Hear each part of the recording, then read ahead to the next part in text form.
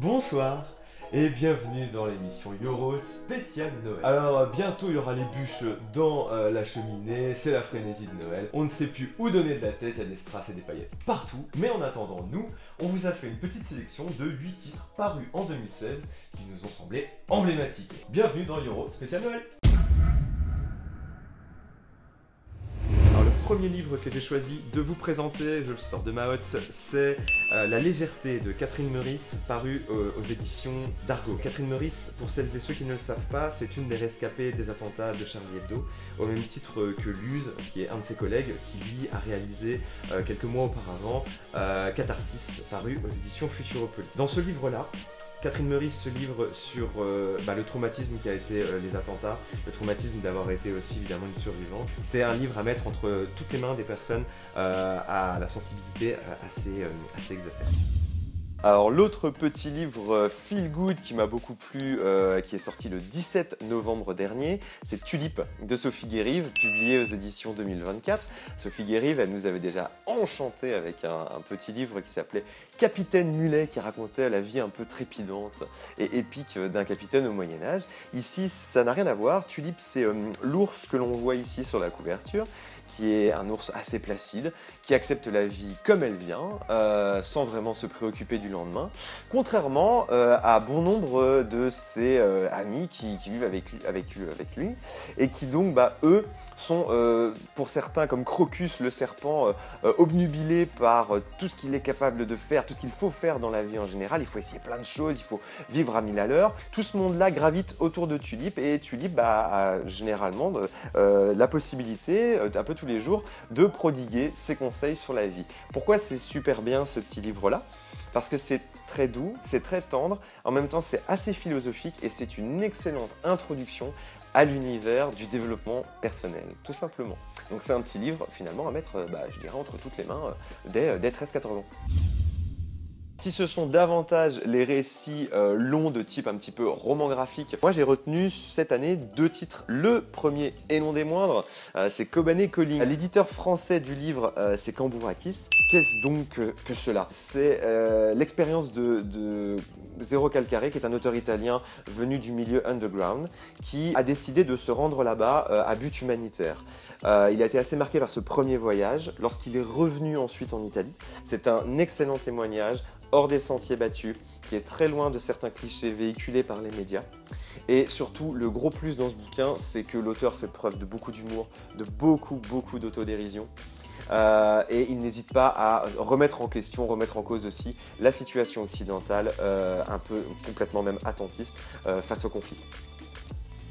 Alors l'autre titre, c'est celui de Pierre-Henri Gaumont, Pereira prétend, l'adaptation du roman d'Antonio Tabucchi, paru en 1994. C'est publié aux éditions Sarbacane. Pierre-Henri Gaumont, on l'a découvert, on a vu son talent vraiment éclore et exploser l'année dernière lorsqu'il a publié Les Nuits de Saturne, un superbe polar aux ambiances chatoyantes et aux aquarelles vraiment magnifiques. Et là, il nous revient donc avec un album qui, lui, se passe dans le Portugal de Salazar. C'est un ouvrage superbe par ses couleurs, dans un premier temps. C'est un livre qui va forcément rappeler peut-être à certains le Portugal de Cyril Pedrosa. Et c'est aussi un album phare, puisque c'est un album qui est anti-totalitaire en fait, qui est foncièrement libertaire, et pour ça je pense que c'est un album qui est à mettre dans toutes les mains, qu'on soit adolescent, qu'on soit adulte, pourquoi pas. Alors si vous avez envie d'approfondir vos connaissances musicales, pourquoi pas en hip-hop, ce livre est fait pour vous. Le Hip-Hop Family Tree d'Ed Piscor, et c'est publié aux éditions Papagédé.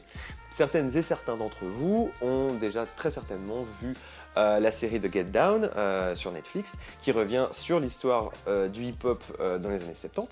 Ici, Ed Piscor adopte un petit peu le même style, c'est-à-dire qu'il va vous présenter en détail les différents acteurs qui sont intervenus dans la construction de ce mouvement culturel, graphique aussi, et puis sonore, dans les années 70. Donc je vous montre un petit peu voilà, la pléiade de personnages qui interviennent dans l'histoire. Ça, c'est une partie. Ça, c'est l'autre partie. Donc, comme dirait l'autre... Mais pourquoi c'est génial ce bouquin? Parce que c'est vraiment extrêmement fouillé, que l'auteur s'est intéressé, comme je le disais, non pas à uniquement l'aspect musical, mais à tout ce qui entoure cette culture-là. Vous allez en prendre plein les mirettes, vous allez apprendre beaucoup de choses. Bref, c'est à mettre sous le sapin. Alors si vous devez offrir un album à un ado ou à une ado, c'est pas compliqué, il y a un album, moi je trouve vraiment référence, c'est le Totem de Michael Ross et Nicolas Wouter. C'est publié de nouveau aux éditions Sarbacane. Vous allez croire que je bosse pour eux, mais il n'en est rien. C'est un bouquin qui parle de Louis, qui au début de l'histoire s'amuse avec son frère dans leur chambre. Et puis à un moment, le frère de Louis a un malaise, se retrouve à l'hôpital. Louis cherche à savoir un petit peu pourquoi est-ce que son frère se retrouve à l'hosto comme ça. Et ses parents décident de l'envoyer en camp scout. Louis va se rendre au camp avec ses questionnements. Et puis la vie du camp va progressivement prendre le dessus. Jusqu'à ce qu'il y ait évidemment le moment de la totémisation qui intervienne. Et à ce moment-là, les choses vont un petit peu changer pour lui. C'est un ouvrage magnifique, c'est un voyage initiatique, c'est quelque chose qui flirte en fait un petit peu avec l'onirisme, sans véritablement toujours plonger dedans. C'est une très belle aventure à mettre entre toutes les mains dès 13 ans. Alors s'il y a une BD d'aventure à mettre sous le sapin, moi je ne peux que vous recommander ça. Les Voyages d'Ulysse d'Emmanuel Lepage, Sophie Michel et René Follès. En fait c'est l'Odyssée d'Homère, revue et corrigée. À l'époque moderne, à la fin du 19e siècle. On va suivre Jules Toulet, c'est un peintre qui vient de perdre sa muse, il est un peu déboussolé et il rencontre le capitaine de l'Odysseus qui s'appelle Salomé. Et ensemble, ils partagent en fait une passion commune pour un peintre qui s'appelle Amon Kazak et ils vont décider tous les deux un petit peu de mener l'enquête pour retrouver Amon et retrouver aussi ses peintures. Je vais vous montrer quelques petites planches, pourquoi pas, ce que vous en pensez. C'est quand même pas mal du tout ce genre de travail. Regardez ça un petit peu ces planches là. Oh, on a bien goût de ça. C'est un bouquin original parce que le livre est truffé de passages de l'Odyssée d'Homère, des petits calques qui sont intercalés dans le texte. Et également on va retrouver des œuvres originales de René Follet. Oui, parce que Emmanuel Lepage a vraiment cherché à complexifier la chose. Il a retrouvé des dessins datant des années 70 de René Follet pour les incorporer et pour se servir de ce travail-là. Alors s'il y a une série de mangas à retenir cette année, c'est bien Shizakobe de Minetaro Mochizuki, publié aux éditions du Lézard Noir. Alors Shizakobe, pour celles et ceux qui ne le savent pas, on en avait déjà parlé dans Yoro, il y a un petit lien là, vous pouvez cliquer dessus, aller voir le premier épisode qu'on avait tourné il y a de ça quelques mois. Et pour les retardataires, moi je vais refaire un petit rappel de quoi il s'agit quoi. Shizakobe, c'est l'histoire de Shigeji. Là, il n'a pas de barbe, mais en fait, en vrai, au début, il en a une qui est vraiment très. Et c'est quelqu'un qui perd tout d'un seul coup. Il y a un incendie qui se déclare dans l'entrepôt familial. Et contre toute attente, il va décider de prendre le taureau par les cornes. Ça, c'est sur le plan professionnel. En privé, c'est un gros bazar aussi, parce qu'il y avait toute une partie des employés de la boîte qui étaient hébergés dans l'entrepôt. Si bien que du jour au lendemain, ils se retrouvent sans toit et ils sont donc hébergés chez Shigeji temporairement. Shigeji, pour un peu pallier à tout ça, demande à une amie d'enfance qui s'appelle Ritsu de venir l'aider pour faire un petit peu la popote.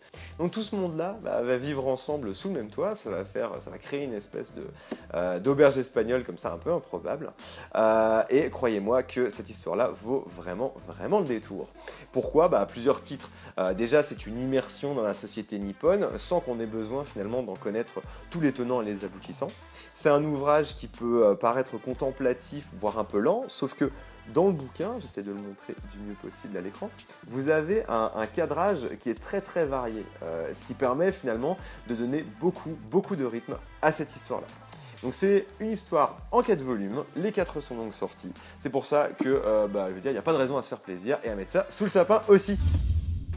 Voilà, j'espère que cette sélection vous a plu. 8 titres sur plus de 4000, c'est pas beaucoup, mais pourtant on l'a vraiment choisi la crème de la crème. Donc j'espère que ça vous aura inspiré pour vos cadeaux de fin d'année. Et puis je vous dis bien sûr à la prochaine sur Twitter, Instagram, Facebook. On s'inscrit aussi sur la chaîne YouTube. Et je vous dis à très bientôt au mois de janvier. Salut!